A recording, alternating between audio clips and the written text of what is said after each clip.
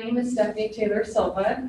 I am a reentry specialist with the Idaho Department of Correction. I serve our great state in District 7 probation and parole, a role that I'm very proud of and I take very much to heart. Three of the roles that are most dear to my heart that I proudly serve in are peer support specialist, recovery coach, and family support partner. These are roles that I know are crucial to our fellow advocates and peers in recovery. Without them, I don't know where I would be at today. I am a person in long-term recovery from methamphetamine and cocaine addiction. I had a 14-year addiction to cocaine that nearly took my life numerous times. I'm also a formerly incarcerated person. I have been justice involved since I was 16 years old.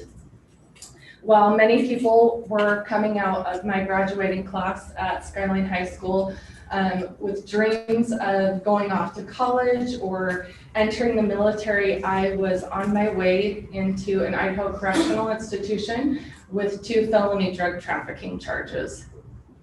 I've been introduced to a gentleman in my teens years that was 14 years older than me, and I did not know, unbeknownst to me at that time, but he was one of the largest drug traffickers in our area.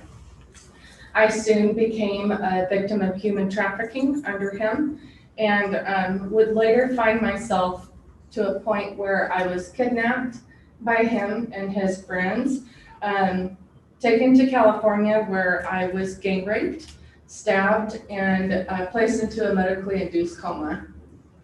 I'm really glad that Director Jeppesen brought up ACEs. That's something that has come up numerous times in my life. I have an ACE score of 9.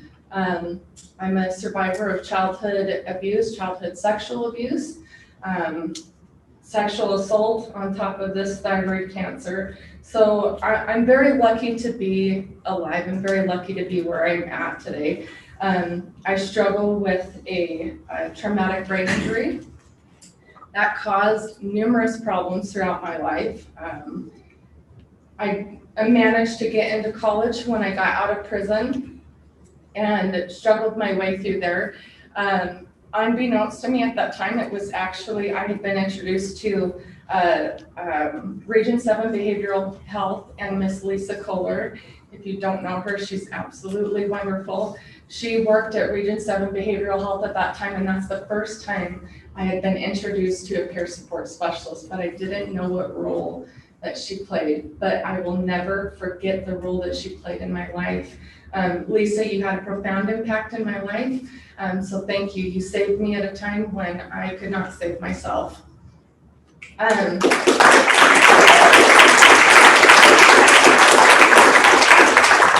When I came out of prison, I had absolutely nothing. Our correctional system at that time did not place a heavy focus on reentry, and I'm so thankful that I was able to be resilient to that. It would have been so much easier for me had I had a recovery coach or forensic peer support specialist to assist me when I came out of prison. My life would have looked so much different.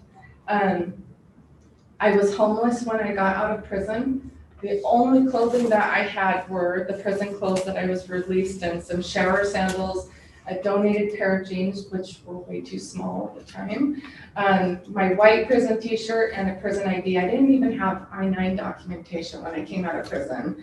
I had no idea how I was going to get to work, just how I was even going to move forward in my life. I was struggling with depression, PTSD, anxiety, on top of trying to figure out how in the heck am I going to overcome this 14-year addiction to cocaine and methamphetamine when I knew absolutely nothing different. And I decided then that I was going to change that. I never wanted to see another person come out of prison the way that I did, feeling lost and hopeless and not knowing how I was going to move forward. One of the biggest game changers in my life that I have ever been through was recovery coaching.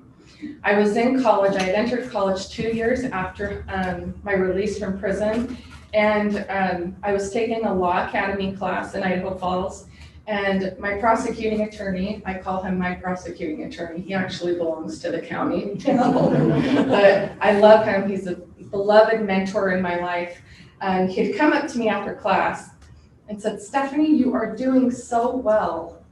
You need to get into recovery coach training. I'm like, why this recovery coach training? I've never heard of this before, but I had great trust in Danny, so I said, okay, I'll go do it. I'm super shy at the time, was just really introverted, and so I got into this recovery coach training. And 2 classes in, I just remember sobbing hysterically. Our teacher at the time, Liberty Potts, and also another phenomenal recovery coach in our state, was teaching this training, and that is when the light bulb went off for me, that there are other people in this state that have been through the same thing that I have went through, and they're passionate about putting their life back together. They're passionate about helping other people. That recovery coach training completely changed my life. After that, I decided I wanted to do more, and I went into peer support specialist training and then family support partner training. I assist with my niece and nephew. Unfortunately, they lost their mother. She died by suicide in 2013. So it's been a great honor to serve as a family support partner as well. I am so proud that as my role as a reentry specialist, I'm working now with our executive leadership on developing a strategic reentry plan for our great state. And part of that looks like my advocacy, strong advocacy that we have to include forensic peer support specialists, recovery coaches, peer support specialists, and family support partners. We are the experts in that field. We are. We know how to overcome this. Who better to teach somebody how to get through something than somebody who has actually been there? Am I right? Yes.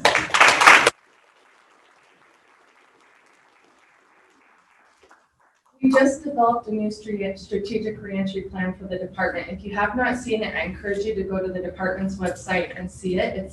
You can see it under the directors tab. We envision a safer Idaho with fewer people in our correctional system.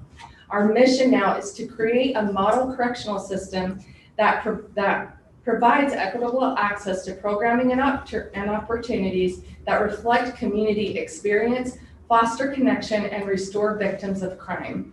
What stood out to me most there is fostering connections. That's how we're going to get better as a correctional system and as a state.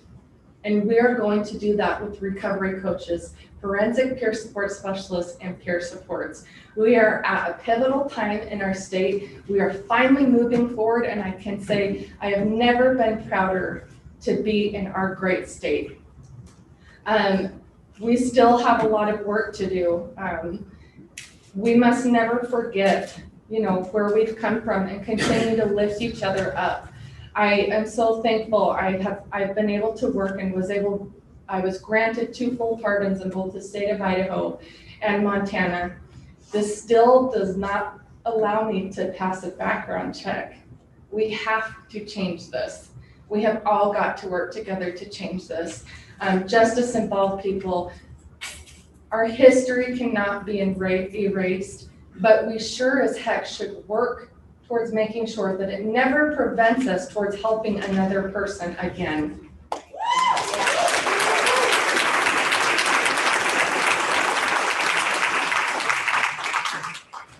I am muddling my way through graduate school. I have contacted Norma, ugly crying Norma, and with her, mentorship and encouragement that I will get through this.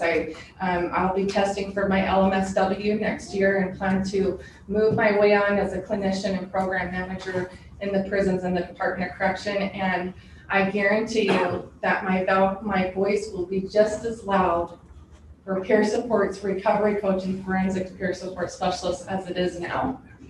Let us never forget that we all must unanimously work together towards the same goal, that we never allow another person to recover in silence.